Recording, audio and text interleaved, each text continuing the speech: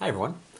In this particular question, we're asked to come up with a domain and range and write it in interval notation and set notation.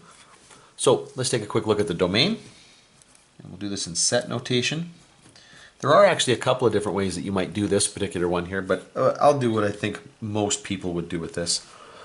Notice that as we slide along the x-axis here, the first time I encounter the function is at -4, and I get it, and then the function completely dies out here, again at +4, but there's a hole in it.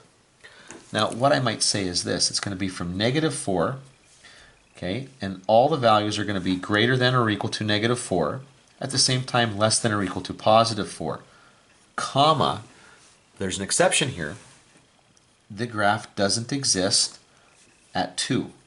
The domain does not include the value of 2, okay?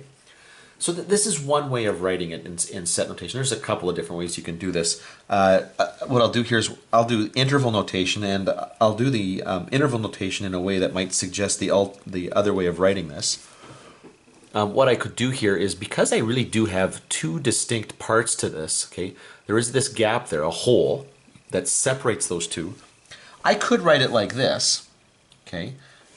So on the left-hand side, it's closed, okay, starting at -4, and then we go up to 2, but we don't include 2. Union, another interval that comes up to 2 but doesn't include it, and then goes to 4 and includes that. Okay, endpoint. So this is just another way of doing it. And I could have done this in set notation, the same sort of thing, but I suspect a lot of people would be happier just saying, nope, doesn't equal 2. For my range, very similar sort of thing. And I'll set it up here kind of parallel to this. The lowest value that I get in terms of my range is 0. Okay, remember I'm talking about the y-axis. I get 0. And the largest value that I get to is 4.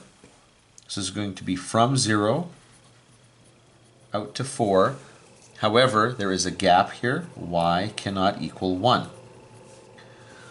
And so again, we might write this using interval notation. We would go 0 to 1.